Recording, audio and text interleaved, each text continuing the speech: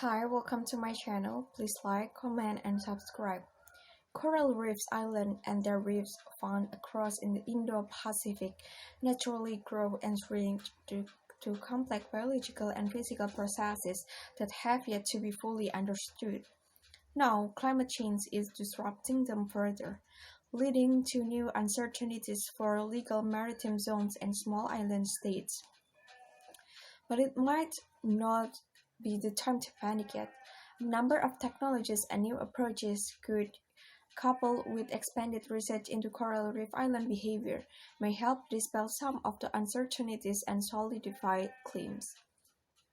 Climate change is disrupting the shape and presence of coral islands across the Indo-Pacific, creating uncertainties for legal maritime zones and small states, say legal experts.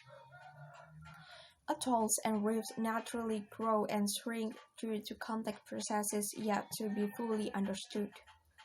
However, global warming is disrupting them further and leading to fresh uncertainties. According to the research conducted at the University of Sydney,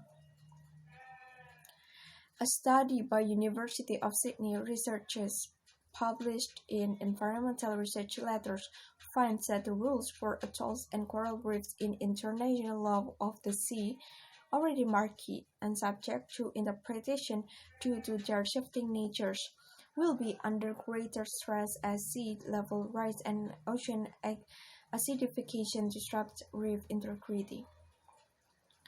It is a perfect storm that is bringing instability and uncertainty to what are already difficult boundaries to determine with any great accuracy, said Dr. Thomas Fellows, a postdoctoral research associate at the School of Geoscience of the University of Sydney and lead author of the paper.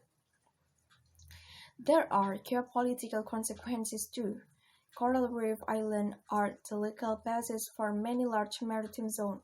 Hence, the climate disruption we are already seeing and will see in the decades ahead may have substantial impact not only for small island states, but in hotly contested boundary disputes in places like the South China Sea.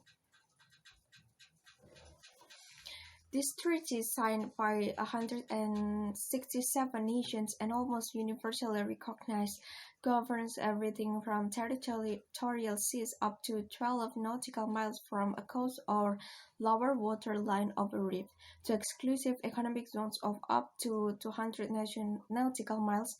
It codifies the rules for freedom of navigation and allows nations to exploit, conserve, and regulate resources in neighboring waters. For Coral Island, the outer low waterline of the reef is used to the legal baseline to establish maritime zones, said Frank Angadi, a PhD student at the University of Sydney Law School.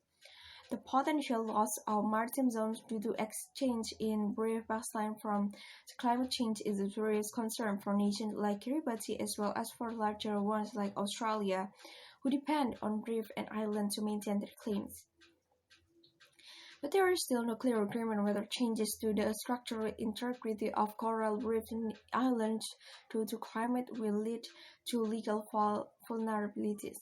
They may not, and that's why many Pacific Islands countries believe. What is clear is that a more detailed understanding of coral reef island behavior is needed, along with rethinking of the legal rules. Dr. Fellows added, coral reefs are vulnerable only thriving with a specific range of biophysical ocean and climate conditions, but change in sedimentation due to climate change may support coral island and strengthen some maritime claims. It is not entirely clear that there will only be losers. The researchers argue that one way to buttress existing claims is by defining reef baseline with geographic coordinates like GPS or remote sensing approaches like satellite bathymetry. Another is to better understand how climate change will affect island habitability, since sustaining human habitation or economic life in a location is another way to establish a viable claim under the treaty. But for these approaches to work, more data on each coral reef island system is needed in order to more accurately delineate the true scope of existing claims, how resilient those claims have been so far, and to better understand what aspects of climate change might affect them in the future.